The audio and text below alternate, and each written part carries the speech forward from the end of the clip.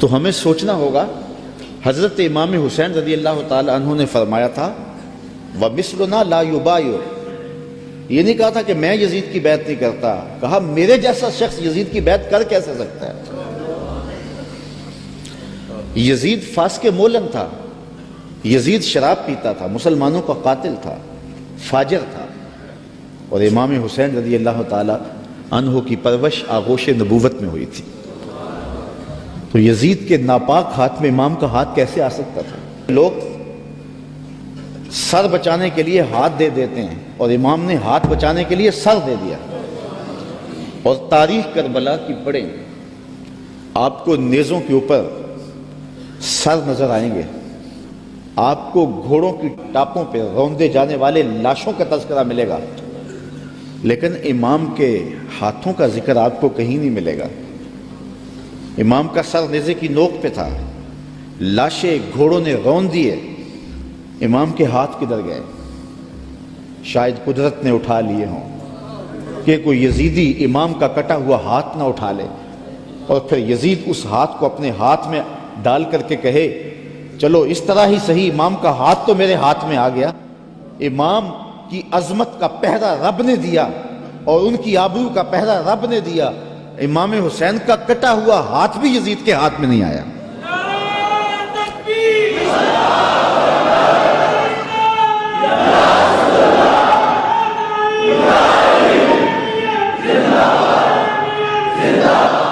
اور اس ہاتھ کو بچانے کے لیے مدینہ چھوڑا۔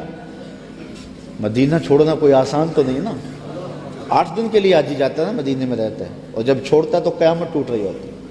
کسی نے پوچھا تھا عمرے اور حج کا ماجرا، تو میں نے کہا تھا کعبۃ اللہ پہ پہلی نظر مشکل ہے اور روضہ رسول پہ آخری نظر مشکل ہے۔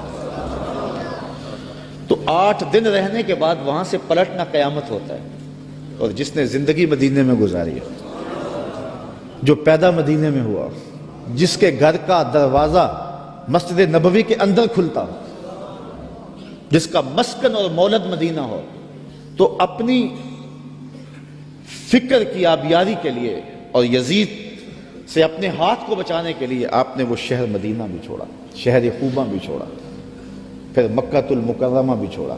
اگر حضرت امام حسین رضی اللہ تعالیٰ عنہ کا مدعا سلطنت کا حصول ہوتا تو اتنے تھوڑے لوگوں کے ساتھ آپ کبھی بھی سفر نہ کریں۔ ٹوٹل 145 افراد ہیں، بچوں اور خواتین کے سمیت، اور سارا مدینہ آپ کا مرید ہے۔ طرمہ بن عدی بن حاتم راستے میں ملتا ہے تو 30,000 کا لشکر آپ کی پشت پہ کھڑا ہونے کا عندیہ دیتا ہے۔ آپ فرماتے مجھے یہ بھی قبول نہیں ہے۔ یزید کا مکروہ چہرہ بے نقاب کرنے جا رہے تھے اور اس شہادت کو چومنے جا رہے تھے جس کی بشارت رسول اللہ نے دی ہوئی تھی، اور پھر بڑھتے گئے اور اٹھنے والے قدم حضرت امام کے پیچھے نہیں ہٹے، اور قیامت تک لوگوں کو درس اور سبق دے گئے کہ حق کے لیے جان کا نذرانہ پیش کرنا پڑے تو یہ سودا سستا ہے۔ آج دین کی قدریں پامال ہوں اور ہم ڈھب سے بات بھی نہ کر سکیں، تو میں پوچھتا ہوں کیا حجرہ فاطمہ سے بڑی بھی کوئی خانقاہ ہو سکتی ہے؟ کیا حسین ابن علی سے بڑا بھی کوئی سجادہ نشین ہو سکتا ہے؟ تو جب انہوں نے حق کے لیے اپنا سب کچھ لٹا دیا تو مجھے اور آپ کو اپنی زندگی کی ایک ایک ساتھ کو دین کے لیے پیش کر دینا ہوگا۔ حضرت امام حسین رضی اللہ تعالیٰ عنہ نے یزید کی بیعت سے انکار کیا، اور اس میں ہمارے لیے سیکھنے کی یہ بات ہے کہ ہم کبھی بھی کسی ظالم کے ہاتھ پہ بیعت نہ کریں۔ یہ جو مسلح کی امامت ہے، میں اپنے اس جملوں پہ آپ کی توجہ چاہوں گا۔ یہ جو مسلح کی امامت ہے یہ امامت صغرا ہے، چھوٹی امامت ہے، اور یہ تخت و تاج کی امامت جو ہے یہ امامت کبریٰ ہے، بڑی امامت ہے۔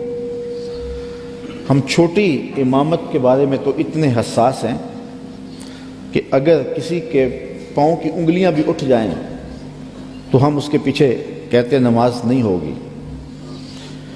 اگر کسی شخص کی داڑھی کا سائز چھوٹا ہو تو ہم اس پہ احتیاط کرتے ہیں کہ اس کے پیچھے نماز واجب الاعادہ ہے۔ تو یہاں تو داڑھی کا سائز اور انگلیوں کا لگنا اور اٹھنا بھی دیکھتے ہیں کہ نماز ہے۔ تو امامت صغرا میں ہماری یہ احتیاط ہے اور جہاں امامت کبریٰ کا معاملہ آئے وہاں آنکھیں بند کر کے بیٹھ جائیں؟